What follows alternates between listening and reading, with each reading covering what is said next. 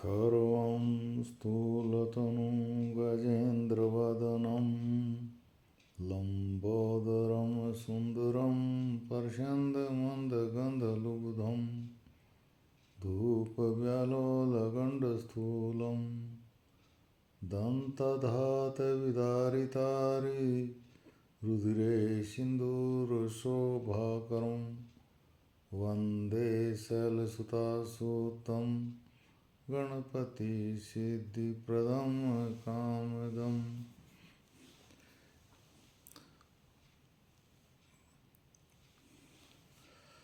बहुत से भाई बहन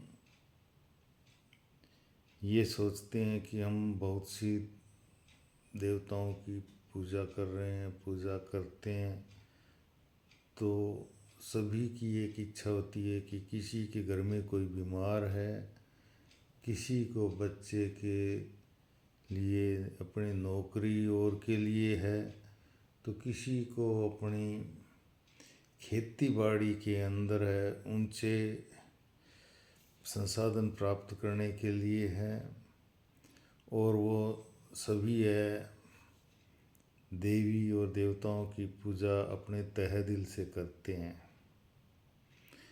लेकिन उनमें से बहुत से भाई बहनों के दिमाग में एक विचार आता है कि हमने तो पूजा तो बहुत कर ली, लेकिन हमें उसका फल क्यों नहीं मिल रहा है। तो इसके लिए क्या है कि जैसे हम किसी को भी कोई बात कहते हैं तो एक नेटवर्क की ज़रूरत होती है कि जहाँ तक वो समाचार जाए वो नेटवर्क हो।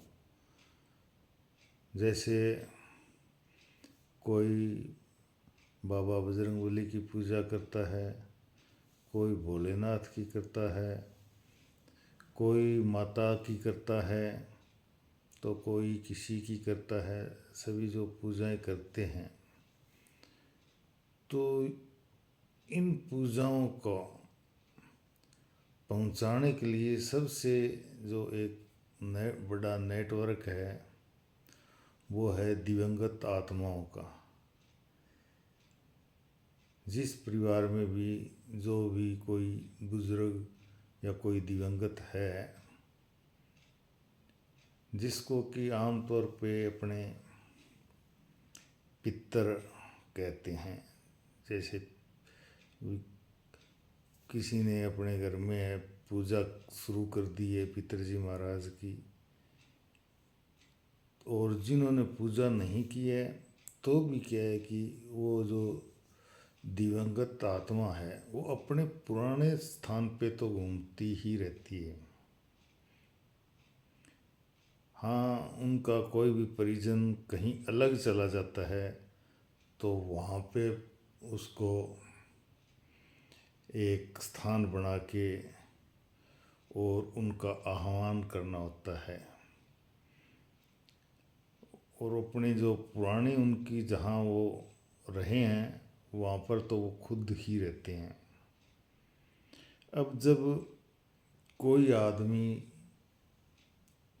पूजा पाठ करता है, जैसे कि किसी ने हनुमान जी की पूजा पाठ की है, सुंदरकांड किया है, या हनुमान चालीसा किया है, या बजरंग बाण किया है, या किसी ने शिव जी की पूजा की है, तो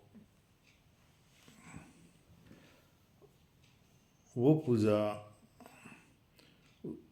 उसके जो पितर हैं वो जाके, जैसे हनुमान जी की पूजा वाले हैं तो वो हनुमान जी के पास वो पितर जाएंगे और उनके आगे जो प्रेतराज बैठे हैं या जो भी उनके दूत हैं तो उनको ये कहेंगे कि मेरा बेटा है, या मेरा पोता है, या मेरा नाती है, वो आपके नाम से ये पूजा कर रहा है, ये प्रार्थना कर रहा है, तो आप उसकी प्रार्थनाओं को सुनें।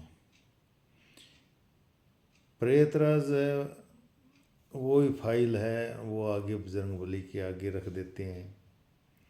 तो बजरंगबली जैसा भी उसमें होता है, जो फल होता है वो उस पे निर्धारित करके वापस प्रेतराज को दे देता है। और वो ही पितर जब प्रेतराज के पास जाते हैं तो वो उनको वो दे देता है कि जाओ अपने घर ले जाओ। तो वो उसकी प्रार्थना और उसका समाधान उसके घर तक पहुंच जाता है। तो दुनिया के अंदर बहुत से लोग पूजा पाठ और करते हैं,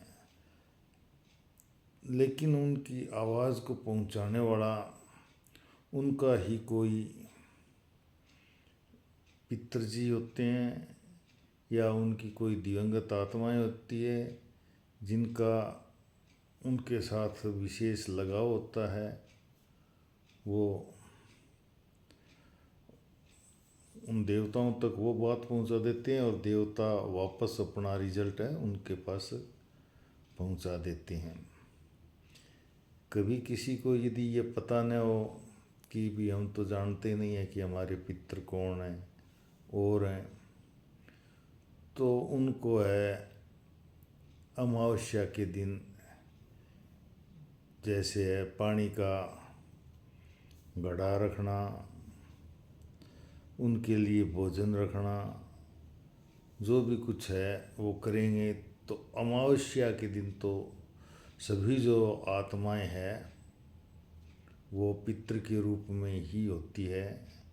तो वो माना जाता है कि वो जो उनको किसी को यदि कुछ निश्चित तिथि और का पता नहीं है तो वो अमावस्या को कर सकते हैं।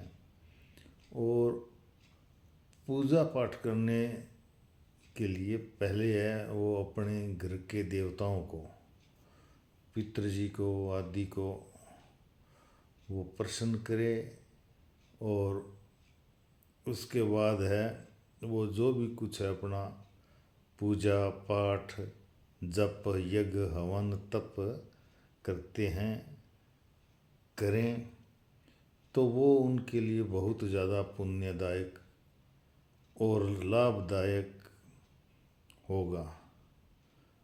वैसे तो जो पूजाएं होती है वो सीधी कहते हैं डायरेक्ट तो कनेक्शन भगवान से यदि भाव में भगवान है, यदि भाव से ही तो होती है, पूर्ण भाव में ही है तो वो उस परमात्मा तक अपने आप ही पहुंच जाती है, क्योंकि भाव में ही भगवान बसते हैं।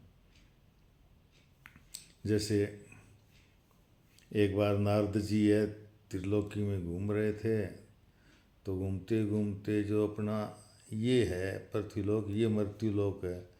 मृत्युलोक में आए तो एक महात्मा जी है वो बरगद के पेड़ के नीचे बैठे नारायण का जप कर रहे थे। तो उन्होंने उनको कहा नारद जी को कि भी लो आप है यहाँ जो कुछ मेरे पास खाने के लिए है, जैसे मांग के लिए भी लस्सी राबड़ी रोटी ठंडी बासी जो भी कुछ है बड़ा प्रेम से खिलाया, बड़ा आदर किया और पूछा महाराज आप कहाँ से आए हो। उन्होंने कहा मैं बेकुट से चला था पाताल लोक और होते हुए मृत्युलोक और वापस बेकुट जाऊँगा। तो दोनों की अच्छी दोस्ती हो गई नारद जी की और उस संत महात्मा की। तो उन्होंने कहा कि हे नारद जी जब आप बेकुट जाओ तो भगवान विष्णु से ये पूछना कि मैं उनके नाम से जप और तप कर रहा हूँ तो वो मेरे को कब मिलेंगे। नारद जी घूमते घूमते चले गए। जब उनको विष्णु भगवान के पास गए तो उन्होंने पूछा पाताल लोक का पूछा, मृत्यु लोक का पूछा। तो उन्होंने कहा एक संत जी मिले थे तो वो पूछ रहे थे कि भी आप उनको कब मिलोगे, वो आपके नाम की बहुत भारी तप और कर रहा है। तो विष्णु भगवान ने कहा कि उसको कह देना संत को कि इस पेड़ के ऊपर जितने पत्ते लगे हुए हैं जिसके नीचे वो बैठा हुआ जब तप कर रहा है उतने जन्म तक वो यदि तप करता रहा तो मैं तुमको मिल जाऊँगा। नारद जी घूमते घूमते जब वापस आए, अब संत के साथ तो गहरी दोस्ती थी, तो संत जी ने पूछा कि महाराज क्या बताया भगवान ने। तो नारद जी को बड़ा अफसोस हुआ, बहुत संकोच हुआ कि इसको मैं बताऊं तो बताऊं क्या, भगवान ने तो इतना टाइम दे दिया है। तो उन्होंने कहा भाई सच सच बता, तो मेरे को कोई दिक्कत नहीं है, जैसे भी कहा है भगवान ने। तो ये कहा भगवान ने तो ये कहा है कि इस पेड़ के ऊपर पत्ते हैं, इतने जन्म तक वो तप करेगा तो मैं मिल जाऊंगा। तो वो तो ठहरा संत, उसने खुश होके नाचने गाने लगा, आंखों में आंसू आ गए। और उसको एक विश्वास यही था, बस एक ही लगन थी कि एक टाइम तो दिया दिया, वो टाइम तो हमेशा आता है।